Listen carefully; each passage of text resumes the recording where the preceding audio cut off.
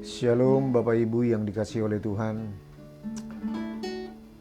Kita berjumpa kembali malam ini dalam ibadah live streaming pemuritan. Dan maaf ada gangguan tadi, jadi kita keterdelay setengah jam. Sebelum kita mulai mendengar kebenaran firman Tuhan, mari kita naikkan satu pujian lalu kita berdoa. Ku cinta Kau.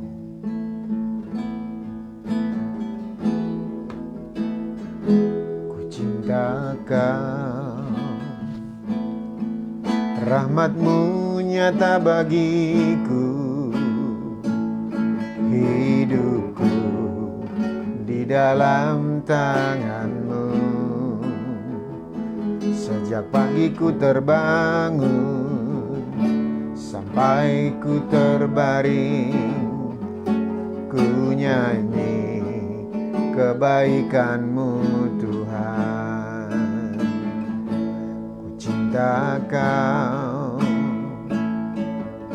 rahmat-Mu nyata bagiku, hidupku di dalam tangan-Mu.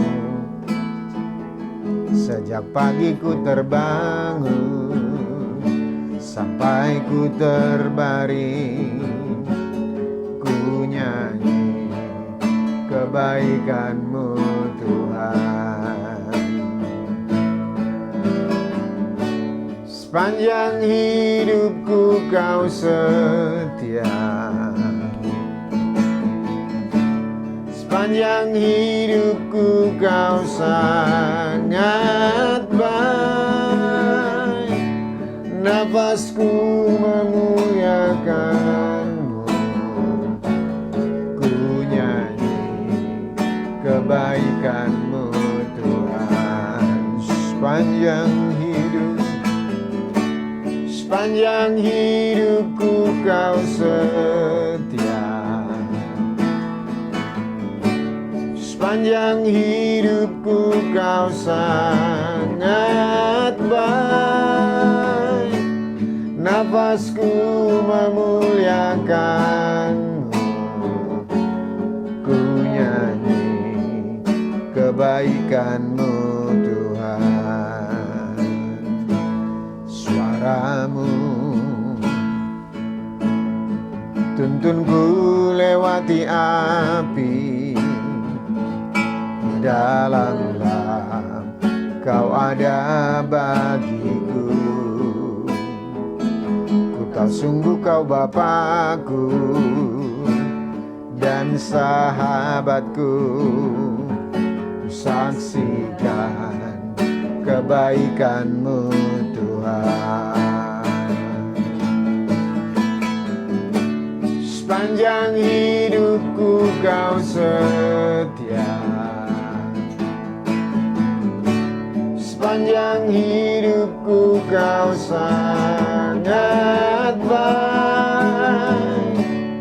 Nafasku memuliakan-Mu, ku nyanyi kebaikan-Mu Tuhan. Sepanjang hidupku Kau setia, sepanjang hidupku Kau sangat baik. Nafasku memuliakan-Mu, ku nyanyi kebaikan-Mu Tuhan.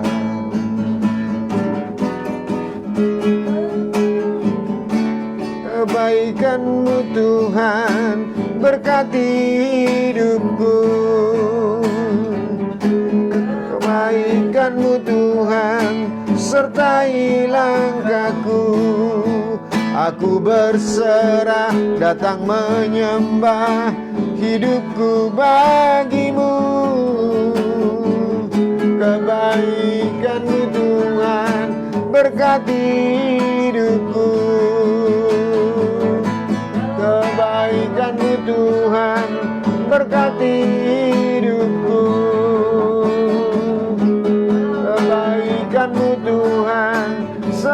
mulai langkahku.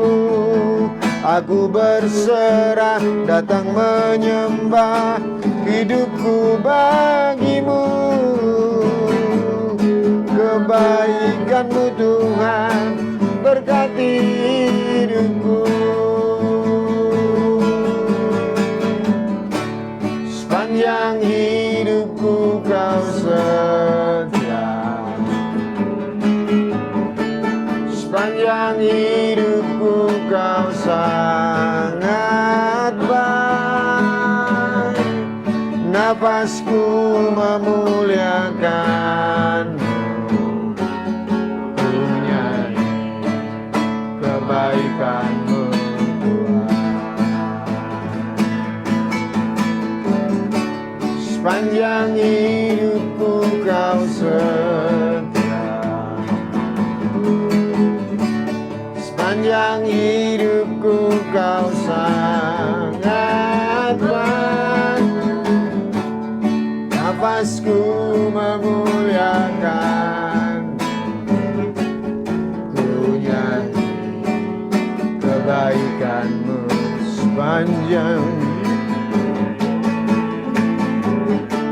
sepanjang hidupku Kau setia, sepanjang hidupku Kau sangat baik.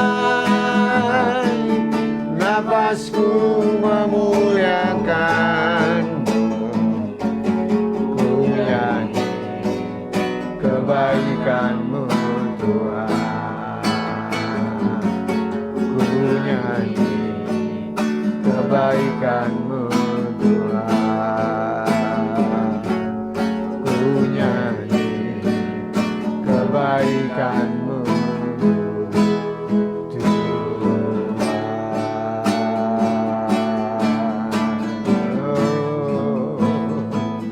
sepanjang hidupku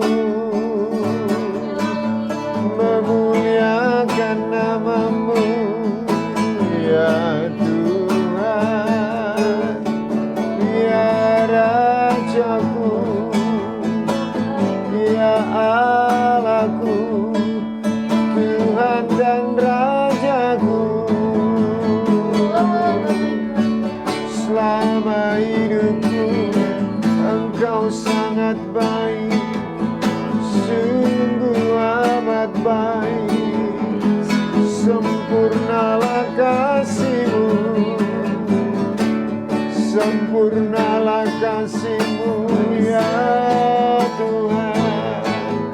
Ajaib perbuatan-Mu dalam hidupku, lewat hidupku.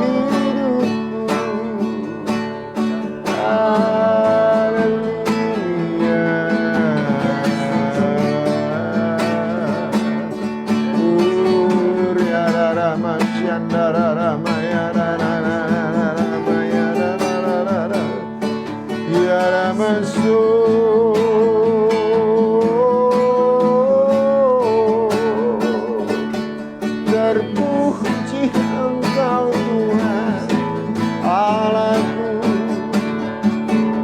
Rajaku,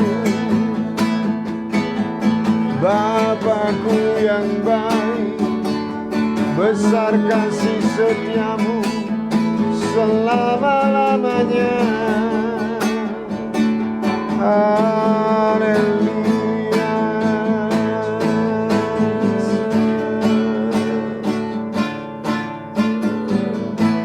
Sepanjang hidupku Kau setia,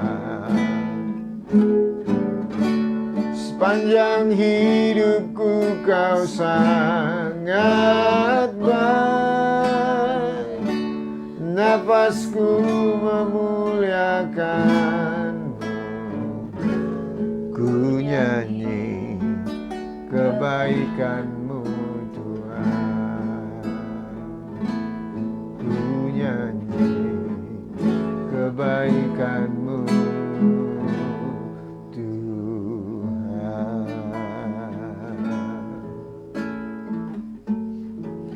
Tidak ada yang pantas, tidak ada yang layak kami lakukan selain mengingat kebaikan-Mu, kasih setia-Mu, kasih-Mu yang sempurna, kasih setia-Mu kekal selama-lamanya. Itulah yang kami ikuti, yang kami teladani dari hidup-Mu Tuhan, sehingga membuat kami berbeda, yang hidup dalam kerajaan-Mu, bukan hidup dalam kerajaan dunia ini.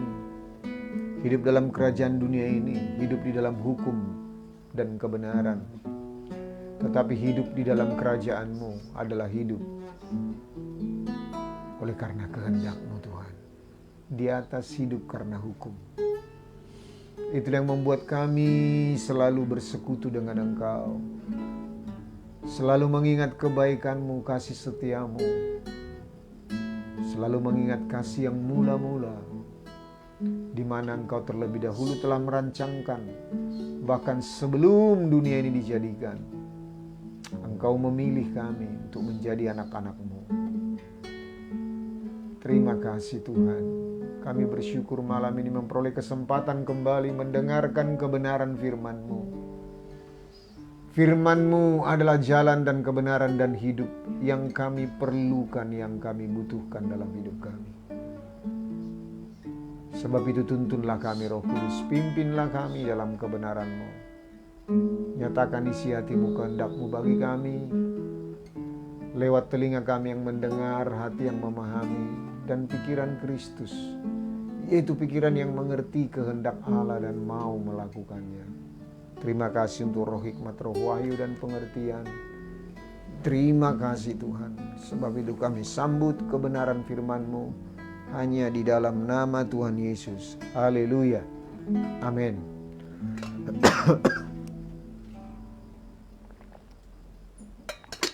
Shalom bagi kita, Bapak Ibu, anak-anak muda, anak-anak juga yang sedang menyaksikan ibadah live streaming ini. Kita akan melanjutkan kebenaran firman Tuhan yang telah kita dengar hari Rabu, hari Minggu. Tetapi kali ini Tuhan interupsi saya Bapak Ibu. Tapi saya pikir tetap ada hubungan dengan pemerintahan kerajaan Allah yang sedang kita pelajari dalam minggu-minggu ini. Yaitu tentang kasih yang mula-mula, kasih yang semula. Di mana hubungannya saya pikir adalah kasih yang semula. Ketika kita menyadari kita tetap tinggal dalam kasih yang semula, itulah yang membedakan kita antara hidup di dalam pemerintahan dunia ini dengan hidup, perbedaannya dengan hidup dalam pemerintahan kerajaan Allah. Dalam pemerintahan kerajaan Allah, kita hidup bersekutu, kita hidup berkenan, kita hidup mencari kehendak Allah. Dan kita mematuhi perintah-perintahnya bukan karena hukum, bukan karena takut dihukum, bukan karena ingin diberkati, tetapi karena kita mengasihi Dia. Makanya Injil Yohanes mengatakan, barang siapa mengasihi aku, dia hendak melakukan perintah-perintahku. Jadi dasar kita melakukan perintah Tuhan adalah karena kita mengasihi Dia. Dalam dalam kitab Roma 12 ayat 2 dikatakan, janganlah kamu menjadi serupa dengan dunia ini, tetapi berubahlah oleh pembaruan akal budimu, supaya kamu tahu mana kehendak Allah, yang baik, yang berkenan dan sempurna. Artinya, sebagai anak-anak Allah yang sudah tahu mana kehendak Allah yang baik, yang berkenan dan sempurna itu, kita pun dengan sengaja memilihnya. Karena kita mengasihi Bapa kita. Karena kita anak-anaknya. Karena kita mengasihi Raja kita, Tuhan Yesus. Karena kita mengasihi Dia, tidak karena ada hal yang lain. Dan kita tahu persis, kita percaya penuh bahwa Bapa telah mengaruniakan anaknya yang tunggal, supaya barang siapa yang percaya kepada anaknya tersebut tidak mati binasa, melainkan beroleh hidup yang kekal. Dan kita telah percaya sekalipun kita tidak ada di zaman itu 2000 tahun yang lewat. Yesus telah menggantikan kita mati di kayu salib. Supaya oleh karena dosa dan pelanggaran kita tidak perlu mati di kayu salib. Tapi Yesus menggantikan, substitusi, penggantian. Itu terjadi di kayu salib. Harusnya kita, tetapi Dia yang mewakili kita semuanya. Amin, Bapak Ibu. Nah, itu buktinya. Penderitaannya di Taman Getsemani berpeluh bercampur darah. Berpeluh bercampur darah adalah tingkat stres yang paling tinggi. Sekedar mengingatkan saja. Dari ilmu pengetahuan kedokteran, hanya 2 orang yang pernah mengalami itu. Tuhan Yesus dan juga Raja Alexander Agung. Dan pada tingkat stres, berkeringat bercampur darah, itu tangannya kalau dicubit, itu dagingnya kopek. Bisa ditarik dagingnya, lepas. Itu tingkat stres yang paling tinggi. Dan dimulai di Taman Getsemani. Lalu besoknya, Yesus diarak dari Yerusalem sampai kepada Bukit Golgota. Kita diwakili oleh film The Passion of Christ, boleh menyaksikan itu. Wah, luar biasa. Sebelumnya dicambuk dulu. 40 kurang 1 kali. 2 macam cambuknya. Nah, itu penderitaan, itu kasih Tuhan yang luar biasa. Dan telah dinyatakan bagi kita. Kita tidak perlu mengalami siksaan yang sedemikian rupa. Tetapi Yesus mewakili kita 2000 tahun yang lalu. Nah, sebab itu mari kita baca dulu Wahyu pasal 2 ayat 1 sampai ayat yang ke-7. Surat ini ditujukan kepada jemaat Efesus berbarengan dengan 7 jemaat. 7 jemaat yang lain dituliskan oleh Yohanes di Pulau Patmos. Satu-satunya murid Tuhan Yesus yang tidak mengalami martir, tetapi dia diselamatkan, diangkat oleh Roh Kudus dari penggorengan minyak zaitun, dan dia dibawa ke Pulau Patmos. Di sanalah Yesus menjumpai dia, menggenapi mungkin Injil Yohanes pasal yang terakhir. Waktu itu Yesus berkata kepada Petrus, "Jika aku mau, dia tetap hidup sampai aku datang kembali." Itu bukan urusanmu. Tapi urusanmu adalah ikutlah aku. Dan sejak saat itu tersiarlah bahwa Rasul Yohanes ini tidak akan mati sebelum Yesus datang kembali. Itu artinya berita tentang kedatangan Tuhan Yesus itu dipesankan kepada Yohanes, makanya dia tidak mati. Dia dibawa oleh Roh Kudus ke Pulau Patmos, dan di sanalah Tuhan Yesus dalam bentuk Raja kemuliaan itu datang hadir, langsung berhadapan dengan Yohanes di Pulau Patmos, dan di sana dia memberikan pesan kepada 7 jemaat. Nah, kepada jemaat yang pertama, ini saya pikir penting. Sangat-sangat penting. Kita baca yuk. Ayat 1 sampai 7. 2, 3. Tuliskanlah kepada malaikat jemaat di Efesus. Inilah firman dari Dia yang memegang ke7 bintang itu di tangan kanannya dan berjalan di antara ke7 kaki dian emas itu. Aku tahu segala pekerjaanmu, baik jeripayahmu maupun ketekunanmu. Aku tahu bahwa engkau tidak dapat sabar terhadap orang-orang jahat, bahwa engkau telah mencobai mereka yang menyebut dirinya rasul, tetapi yang sebenarnya tidak demikian, bahwa engkau telah mendapati mereka berdusta, dan engkau tetap sabar dan menderita oleh karena namaku, dan engkau tidak mengenal lelah. Namun demikian aku mencela engkau, karena engkau telah meninggalkan kasihmu yang semula. Sebab itu ingatlah betapa dalamnya engkau telah jatuh. Bertobatlah dan lakukanlah lagi apa yang semula engkau lakukan. Jika tidak demikian, aku akan datang kepadamu dan aku akan mengambil kaki dianmu dari tempatnya, jikalau engkau tidak bertobat. Tetapi ini yang ada padamu, yaitu engkau membenci segala perbuatan pengikut-pengikut Nikolaus yang juga kubenci. Siapa bertelinga, hendaklah ia mendengarkan apa yang dikatakan Roh kepada jemaat-jemaat. Barang siapa menang, dia akan kuberi makan dari pohon kehidupan yang ada di taman Firdaus Allah. Tulisan kepada jemaat Efesus ini benar-benar tulisan yang mendahului membuka, ya kalau saya renungkan ya, ini sangat mewakili gereja di akhir zaman. Coba kita bandingkan keadaan jemaat Efesus ini dengan jemaat kita yang ada sekarang di akhir zaman ini. Coba kita bandingkan. Tuhan berkata di ayat 2 dan 3 dan 6, aku tahu segala pekerjaanmu. Tuhan tahu katanya. Apapun pekerjaan jemaat Efesus, baik dalam pelayanan gereja maupun dalam rumah tangga, pekerjaan, usaha, semuanya kehidupan jemaat.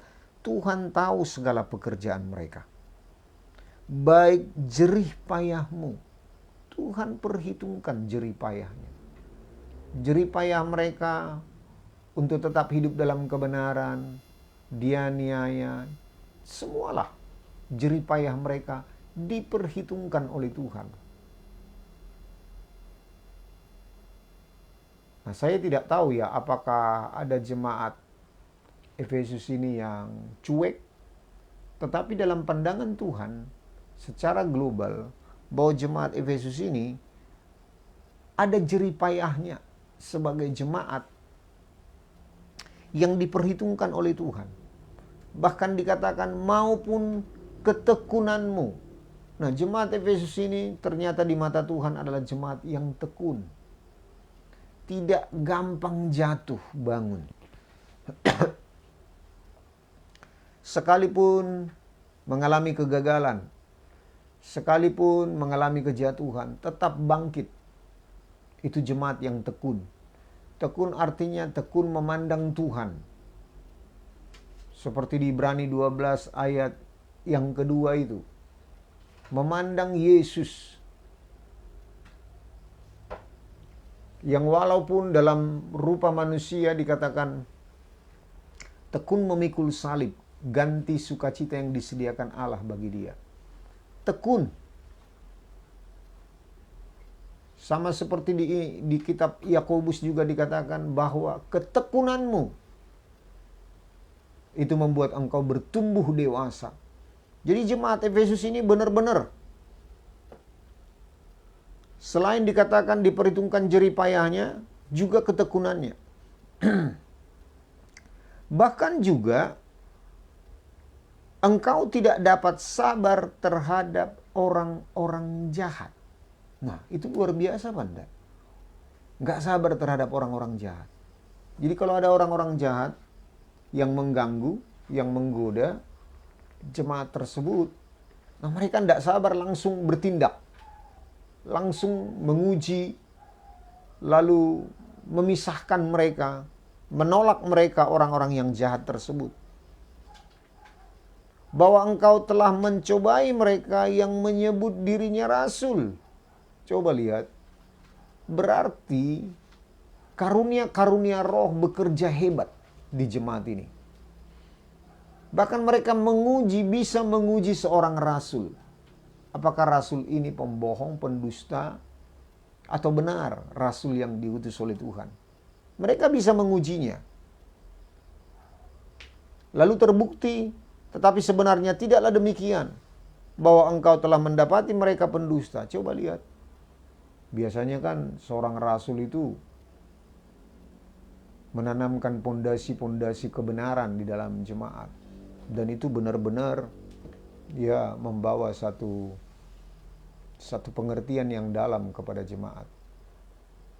Tetapi lihat, jemaat di Efesus bisa membedakan mana rasul yang benar, mana rasul pembohong, pendusta. Nah demikian halnya kita di akhir zaman ini, harus bisa membedakan. Di zaman dulu belum ada YouTube, belum ada Facebook, belum ada sosial media. Sekarang bersiliweran di sosial media. Nah, apakah kita seperti jemaat Efesus? Memiliki karunia membedakan roh.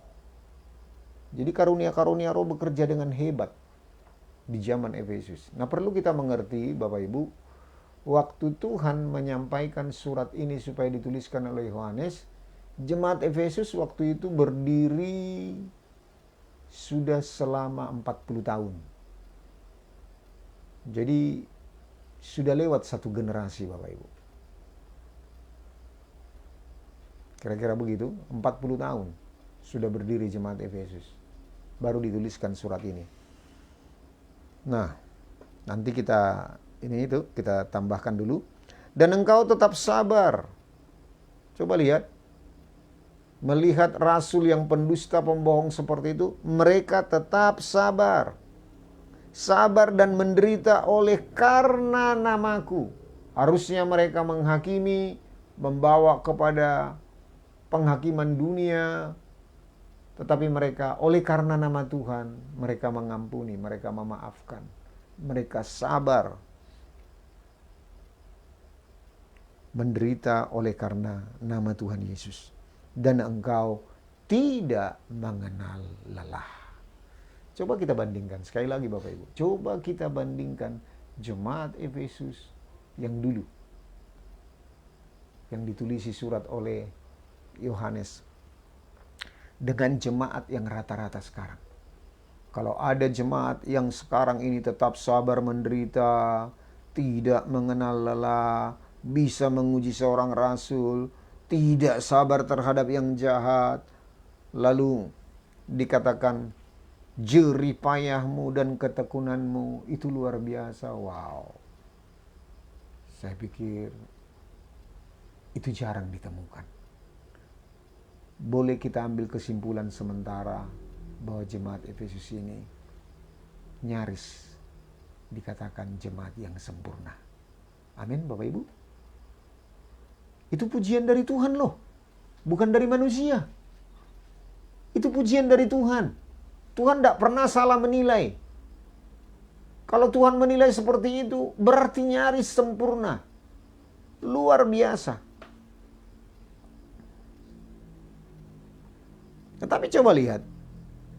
Di ayat 4, sekalipun Tuhan menilai sedemikian rupa jemaat Efesus yang kita katakan tadi nyaris sempurna, Yesus berkata, namun demikian aku mencela engkau karena engkau telah meninggalkan kasihmu yang semula. Wow. Coba kalau kita renungkan jemaat yang nyaris sempurna ini dapat celaan dari Tuhan oleh karena satu hal.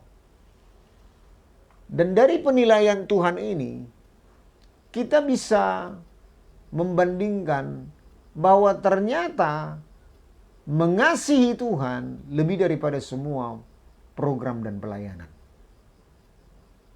Mengasihi Tuhan dengan kasih yang semula lebih daripada semua karunia-karunia roh. Mengasihi Tuhan dengan kasih yang semula lebih daripada semua program-program pelayanan. Amin Bapak Ibu. Di mata Tuhan loh. Itulah sebabnya dia berkata, namun demikian aku mencela engkau karena engkau telah meninggalkan kasihmu yang semula. Nah lihat, kasihmu yang semula sering diterjemahkan adalah kasih waktu kita pertama-tama kali menerima Yesus sebagai Tuhan dan Juru Selamat. Ya, kenapa dikatakan seperti itu? Karena itu adalah terjemahannya first love, kasih yang semula, bahasa Inggrisnya. Tapi bahasa Yunaninya adalah proto agapao. Nah, kasih yang semula ini ketika seseorang menerima Yesus sebagai Tuhan dan Juru Selamat, wah, orangnya menggebu-gebu. Dia memasuki ibadah bukan tepat waktu, tapi sebelum, setengah jam, 1 jam. Bahkan dia mengikuti ibadah, kalau dia seorang laki-laki, orang tua, dia juga mengikuti ibadah waka. Dia juga mengikuti ibadah pemuda. Dia juga mengikuti ibadah sekolah minggu. Semua dia ikuti. Dan tidak ada hari tanpa ibadah. Itu. Jadi semangat menggebu-gebu dari seorang yang masih baru lahir baru, itu luar biasa. Dan dia tidak pernah menggeser ibadah oleh karena kesibukan-kesibukan lain. Coba kita bandingkan dengan kita para pelayan sekarang ini. Coba kita bandingkan Bapak Ibu. Kalau ada tamu, wah, tamu di rumah, kita sudah mendahulukan tamu. Enggak lagi mendahulukan pelayanan atau apa segala macam. Latihan musik. Kalau ada hujan sedikit, kalau dulu ditempuh. Coba kita bandingkan. Kalau kita hidup dalam kasih yang mula-mula, apapun kita terjang, badai pun kita terjang. Dan juga ada yang menerjemahkan demikian Bapak Ibu. Ketika sama seperti seorang suami istri sebelum menikah, mereka berpacaran lama. Dan waktu berpacaran, kalau ada telepon mungkin bukan hanya 7 kali dalam 1 hari, tapi mungkin 10 kali. Nah begitu. Itu digambarkan seperti orang berpacaran sebelum menikah. Nah jadi kasih yang mula-mula itu digambarkan begitu semangat berapi-api dan bisa menanggalkan semuanya ujian cobaan yang mencoba untuk menghalangi dia beribadah, untuk menghalangi dia bersekutu dengan Tuhan. Dia selalu tempuh dengan bayar harga.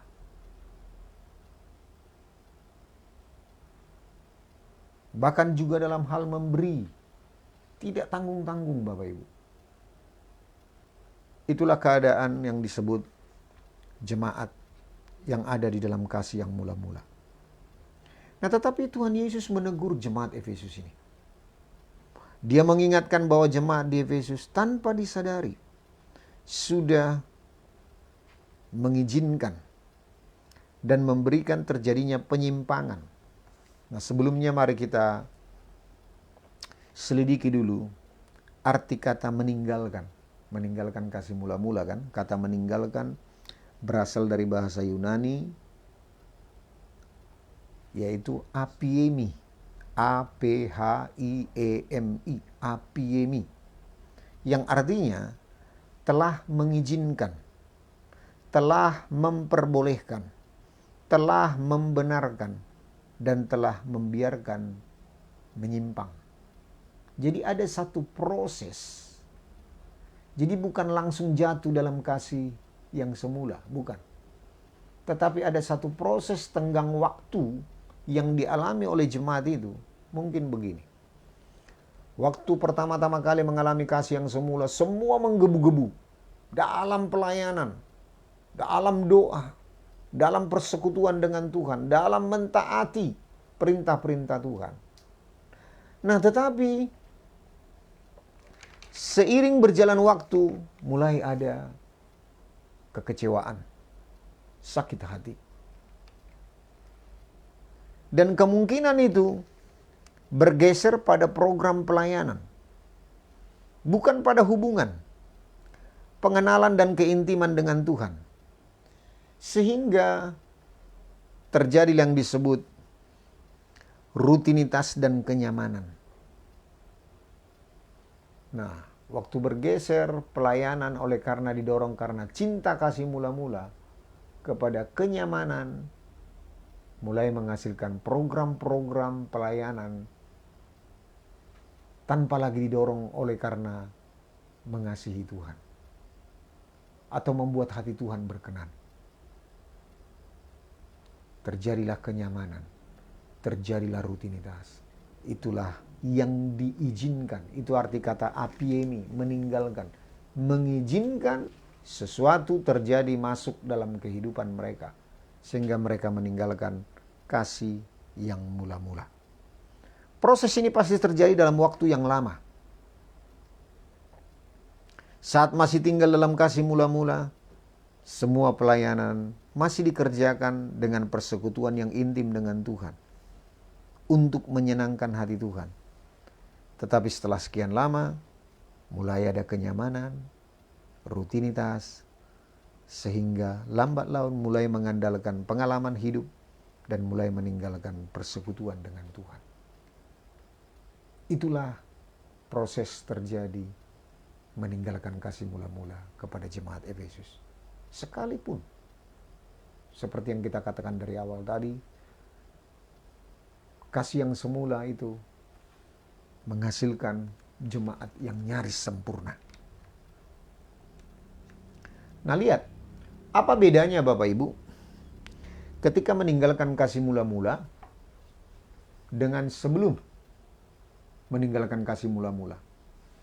Waktu kita belum meninggalkan kasih mula-mula, kita selalu hidup bukan karena hukum. Bukan karena hukum.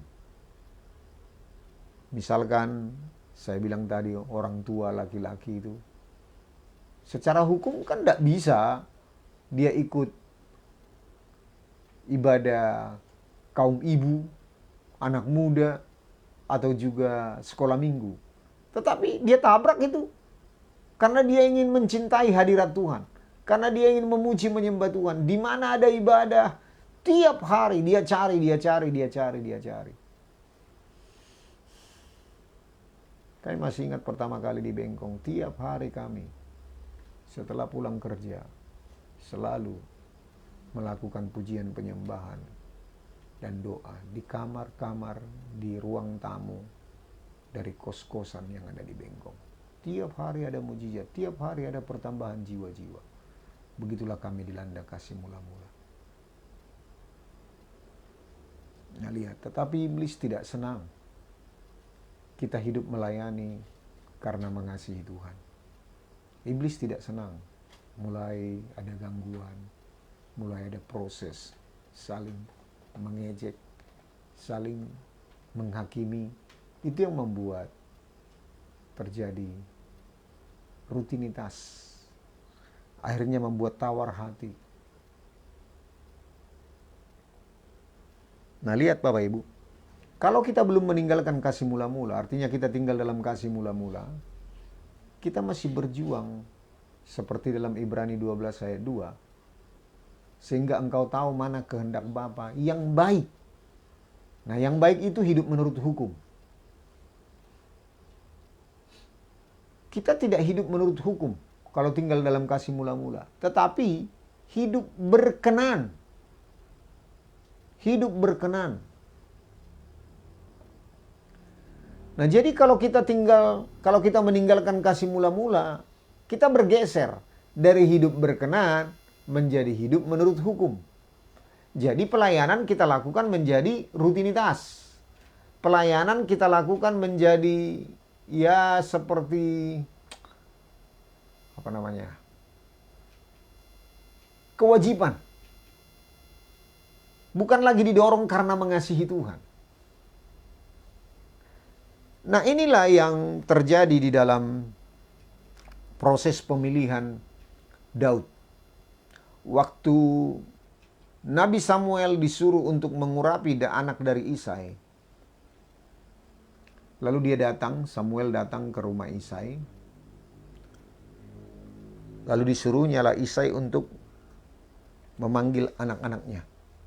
Dan ketika muncul pertama Eliab, wow, di hati Samuel inilah pilihan Tuhan.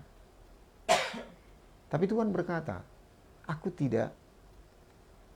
Coba kita buka di dalam 1 Samuel 16 ayat yang ke-7.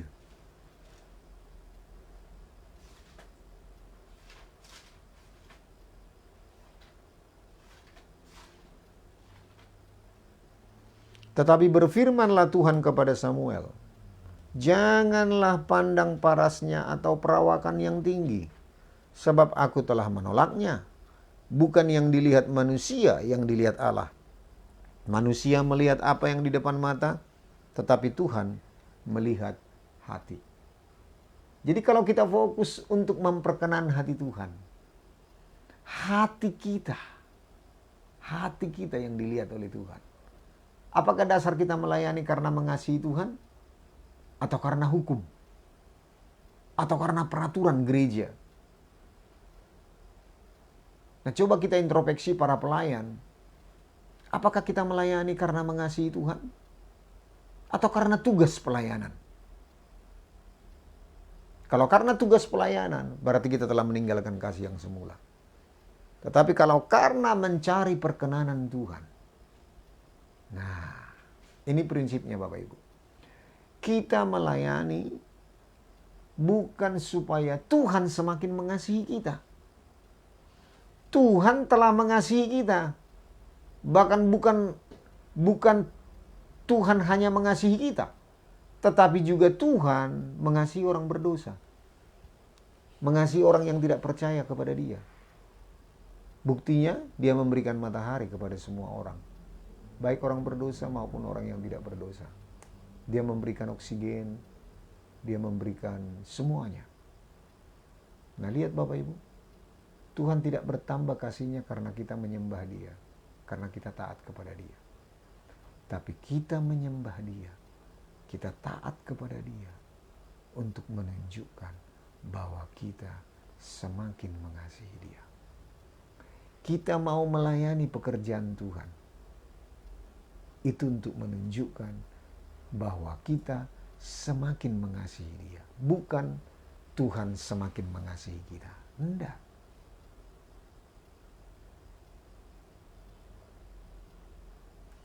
Jadi Tuhan tidak melihat tampilan luar. Tuhan tidak melihat tampilan luar, tapi Tuhan melihat hati. Nah, di dalam Kisah Rasul dikatakan, aku mendapati Daud bin Isai, hatinya berkenan kepadaku. Kata berkenan di sana, itu artinya Tuhan menemukan degup jantungnya Daud selalu tertuju kepada hatinya Tuhan. Itu dia. Dan itu ketahuan dari keputusan-keputusan yang dilakukan oleh Daud. Waktu dia jatuh dalam dosa, dia memilih jatuh ke tangan Tuhan yang kuat. Sebab dia mengenal Tuhan dengan kasih setianya. Tuhan tidak mungkin tidak menerima dia. Dia percaya kepada Tuhan. Sekalipun dia sedang jatuh dalam dosa, dia memilih dihakimi di tangan Tuhan, bukan di tangan manusia. Itulah tingkat pengenalan Daud akan Tuhan. Itulah tingkat hatinya Daud yang selalu tertuju kepada hatinya Tuhan. Itu luar biasa. Sekalipun Simei datang mengejek dia, putrinya Raja Saul yang telah mati, matanya tidak tertuju kepada Simei, tetapi tertuju kepada Tuhan. Kalau Tuhan yang menyuruh dia untuk menyakiti hatiku, untuk mengutuki aku, apa urusanmu dengan aku, anak-anak Zeruya? Apa urusanmu dengan aku? Sebab Zeruya berkata, biarlah kami menyeberang dan menebas kepala dari Simei itu. Tetapi mata Daud bukan tertuju kepada manusia, tetapi tertuju kepada Tuhan. Itulah kehebatan Daud. Walaupun dia hidup di perjanjian lama, tetapi gaya hidupnya gaya hidup perjanjian baru. Yang telah mengenal Tuhan. Makanya dari Mazmur Daud, kelihatan gaya hidupnya Tuhan Yesus. Makanya disebut Yesus anak Daud. Luar biasa Bapak Ibu. Jadi mari kita lihat, Tuhan tidak melihat program luarnya, tidak melihat casingnya, Tetapi Tuhan melihat hati. Hati itu berisi apa? Kasih, cinta kita kepada Tuhan. Makanya kalau kita meninggalkan kasih atau cinta yang mula-mula, Tuhan berkata, betapa dalamnya engkau jatuh.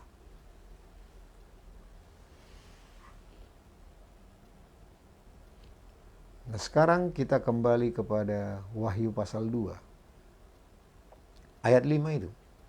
Sebab itu ingatlah betapa dalamnya engkau telah jatuh. Bertobatlah dan lakukanlah lagi apa yang semula engkau lakukan. Bertobatlah, ini berasal dari kata metanoia, bukan sekedar mengubah pikiran, tetapi menggantikan pikiran, yaitu pikiran duniawi kita dengan pikiran Kristus. Jadi bertobatlah bukan berarti seperti bertobat pertama kali menerima Yesus sebagai Tuhan dan Juru Selamat. Oh, itu sudah, jemaat Efesus sudah di area itu.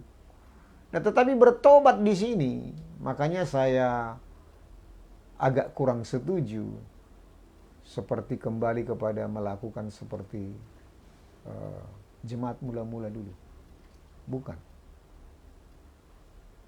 Sebab bukan bertobat pada saat zaman mula-mula itu yang dikatakan. Nah, kasih yang mula-mula di sini berarti proto agapao. Nah, ini yang saya mau bagikan kepada Bapak Ibu malam ini.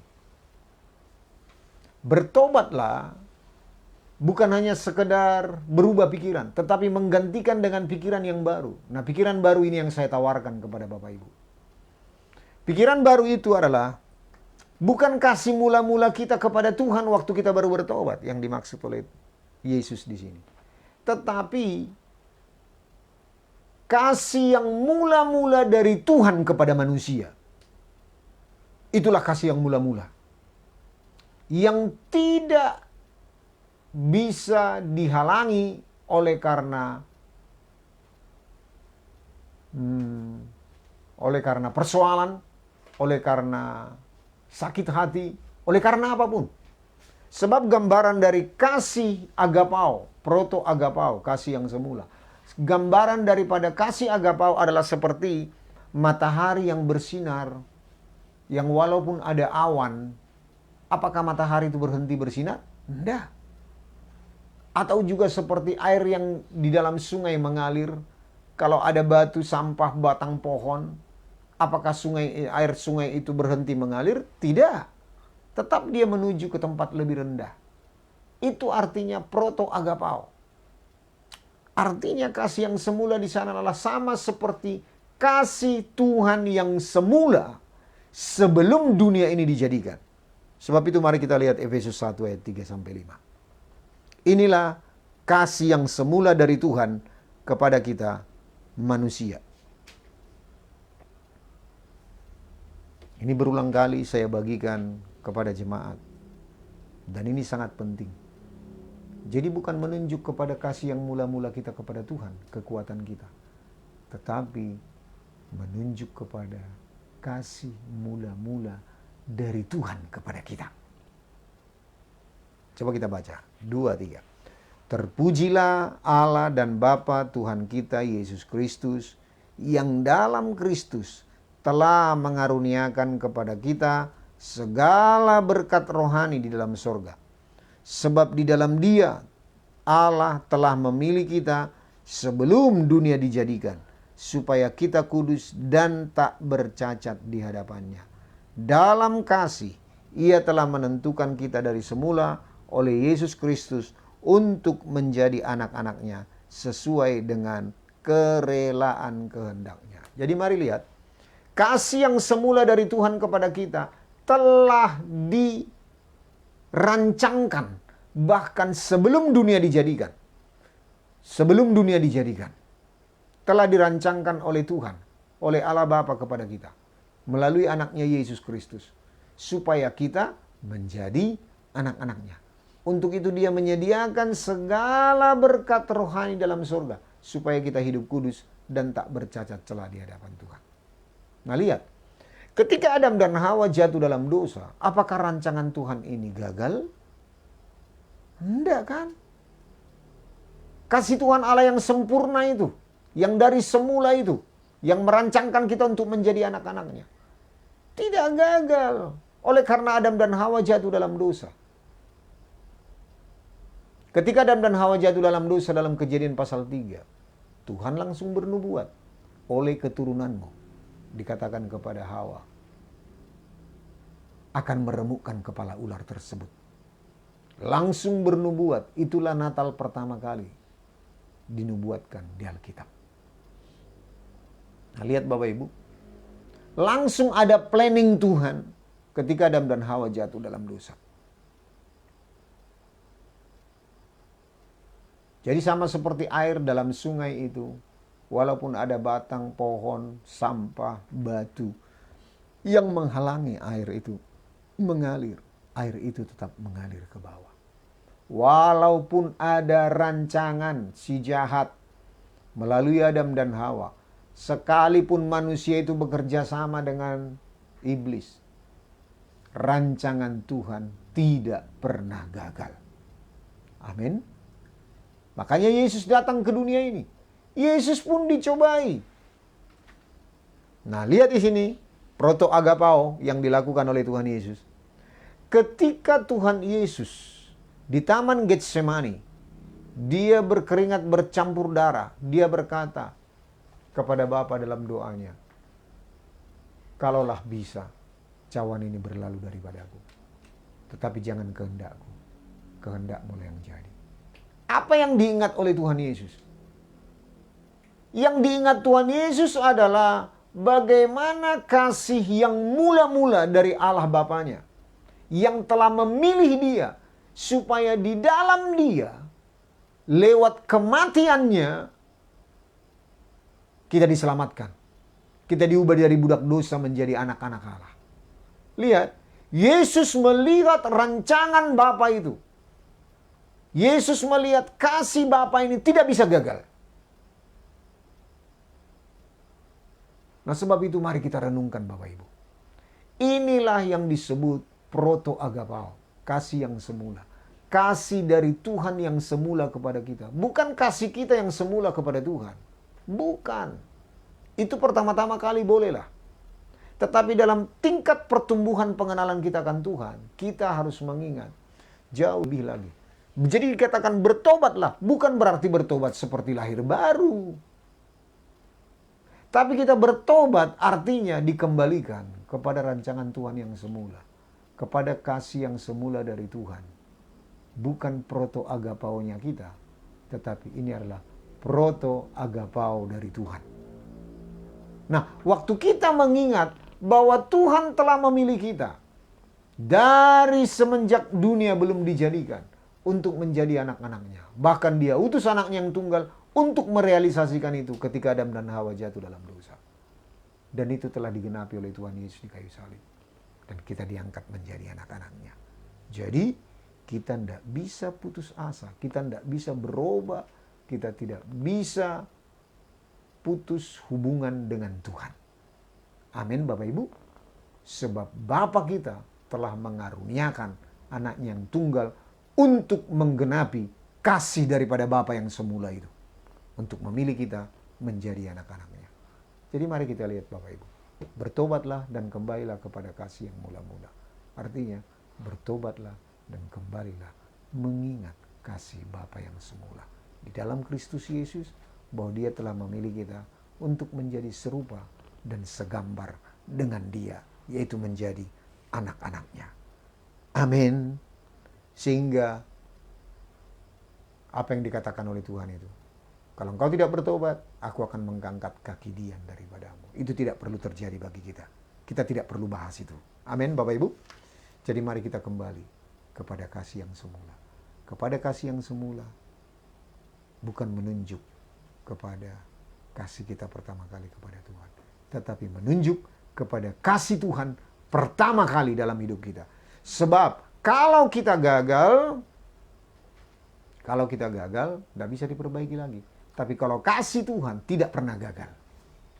Jadi mari kita kembali kepada mengasihi Tuhan. Dasar pelayanan kita juga karena mengasihi Tuhan. Bukan karena program, bukan karena hukum, bukan karena takut dihukum, bukan karena supaya diberkati, tetapi karena kita meresponi kasih Tuhan yang semula. Amin Bapak Ibu. Mari kita berdoa. Kami bersyukur Tuhan untuk kebenaran firman-Mu yang mengajarkan kami supaya kami kembali kepada kasih yang semula. Tetapi bukan kembali kepada kasih yang mula ketika kami baru-baru bertobat. Karena kami harus bertumbuh dewasa. Pertumbuhan kedewasaan rohani kami tergantung pengenalan kami akan Engkau. Dan Engkau telah memperkenalkan diri-Mu bahwa sebelum dunia dijadikan, Engkau telah memilih kami untuk menjadi anak-anak-Mu Tuhan. Dan tidak mungkin gagal oleh karena Adam dan Hawa jatuh dalam dosa. Engkau mengutus anak-Mu yang tunggal. Dan anak-Mu yang tunggal Tuhan Yesus juga matanya tertuju kepada kasih Bapa yang semula. Sehingga dia tidak menyayangkan nyawanya sendiri. Dia mengambil keputusan karena dia mengingat rancangan-Mu yang semula. Yaitu proto agapao. Kasih agapao yang semula dari Bapa itu kepada kami, anak-anaknya. Terima kasih Tuhan. Kami bersyukur biar kami semua jemaat-Mu yang mendengar boleh kembali kepada kasih yang semula, yaitu kasih kepada Tuhan yang dari semula telah mengasihi kami untuk menjadi anak-anaknya. Terima kasih Bapa. Kami bersyukur dalam nama Tuhan Yesus kami berdoa. Haleluya. Sama-sama kita katakan amin. Tuhan memberkati Bapak Ibu.